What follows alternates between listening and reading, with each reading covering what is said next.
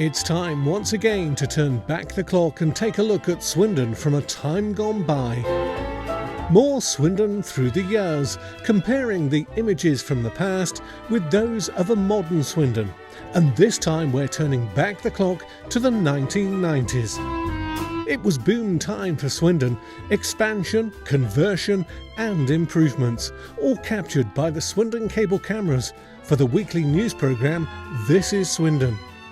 We now look back at some of those images, capturing a town in transition, frozen in time, in more Swindon Through the Years.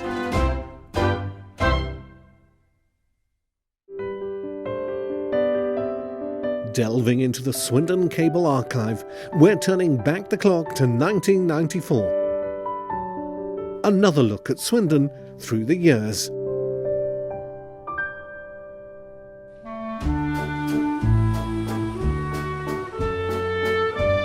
Here's the modern view of another of Swindon's disappearing public houses. The famous ale house in Rodbourne was a familiar haunt for railway workers that lived in the area.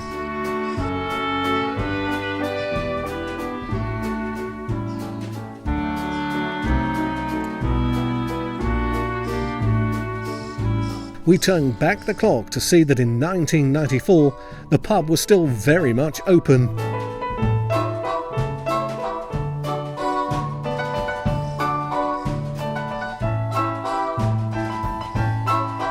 In recent years, the economic climate has seen the loss of a number of Swindon's once popular pubs across the town. The famous ale house on the corner of Redcliffe Street and Grove Street is just one of those that has sadly disappeared.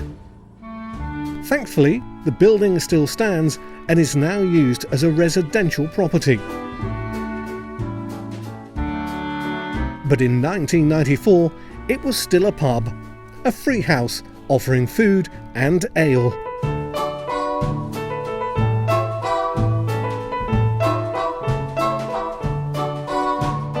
The more modern views show us the signs have been restored. And across the years, we notice even the postbox changes.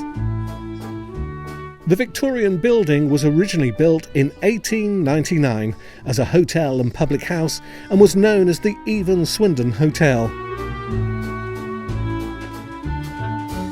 Last orders were called back in 2013 and permission was given for a change of use to residential units.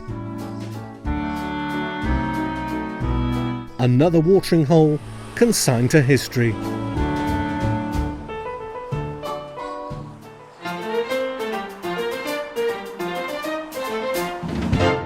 This is the modern entrance to the Churchward Site from Kemble Drive. The whole area was once, of course, part of Swindon's world-famous railway works, where locomotives were designed, built and repaired. A mix of purpose-built new housing and the conversion of some of the older buildings have created a new area for living known as the Railway Quarter. The railworks closed in 1986, and this building, Churchward House, was the very first to be converted as the offices for the redevelopment site. There was considerable effort to find a use for the brownfield site that was bought by construction company Tarmac. Today, we see there's been major construction on what was mostly derelict ground. A mix of offices and housing now covers the site. The tarmac-built Churchward arches have disappeared. They were built as the first phase of the redevelopment of railway land.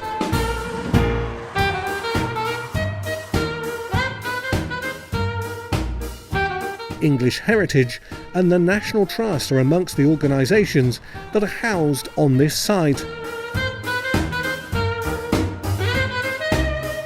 In 1994, the roof of the workshops in the distance, where the steam engine sits, had just been removed. The workshop had been home for a year to the National Railway Museum in 1992, whilst repairs took place to their building in York. But by this time, another transformation of the site was underway. It makes for an interesting comparison and shows just how dramatic some of the changes across Swindon can be with the passing of time.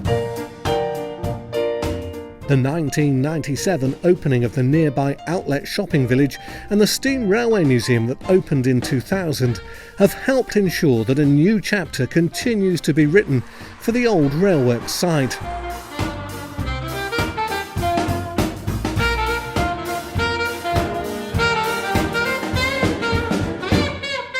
In these views, the transformation is dramatic.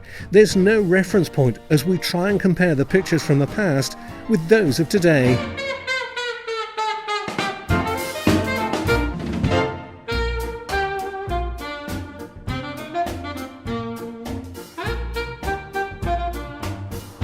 New housing and apartments have been built at Churchward, and people now live where once generations of Swindonians toiled inside the factory.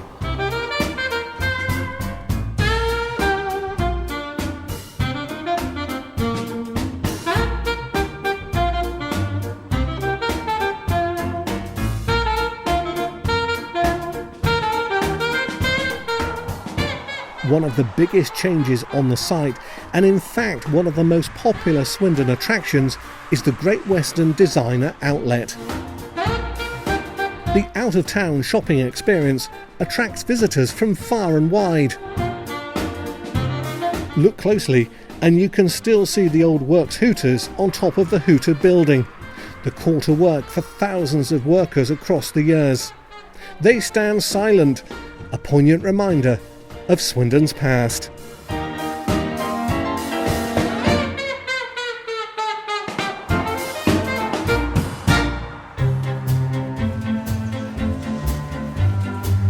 Swindon's bustling town centre. This is a 2017 view of Regent Street. But let's turn back the clock to 1994 to see Swindon's Information Centre.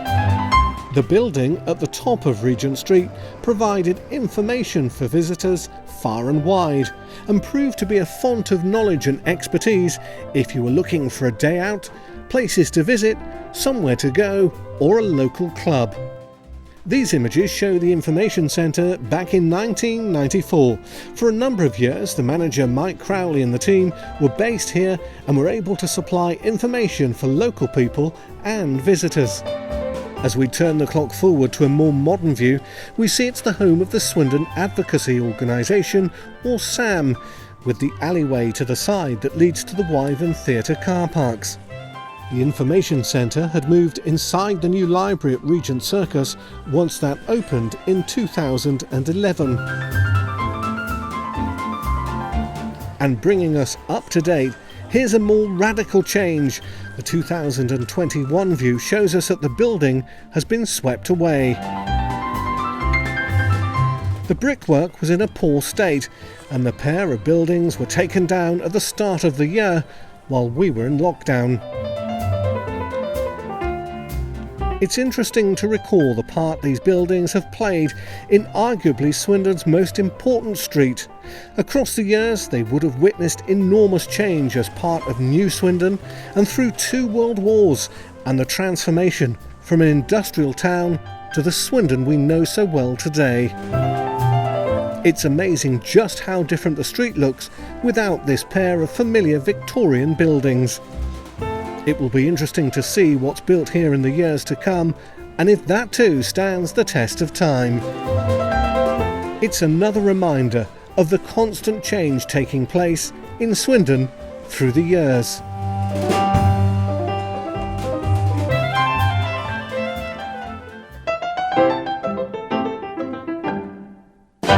Now we're in Rodbourne Road, this time at the junction with Hawkins Street and Percy Street. This 1950s 3-storey building is now known as the Shaftesbury Centre, but was once the head office of household name Radio Rentals. Back in 1993, The transformation had been completed. The TV rental company had moved out and the building was being used as a shared office space. Of course, Radio Rentals had many shops in high streets across the country and rented out TV sets in the days when people couldn't afford to buy their own. The building was known as Relay House and operated the town's relay radio service, carrying radio signals around the town on a cable network. It was that reason that Swindon went on to become a pioneer in the world of cable television. Back then it was a treat to visit Percy Street, where many of the directors were based, and a visit to the staff restaurant on a Friday meant the traditional fish and chips. And proof that everything changes with the passing of time, even the road sign has been replaced. It's an unassuming office block that's played an important part in Swindon's history. Changing use, changing fortunes, and a changing town. Another example of Swindon through the years.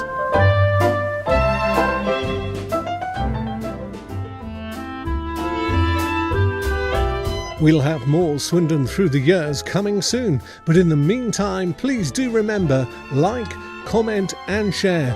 We'd like to hear your memories of a changing town.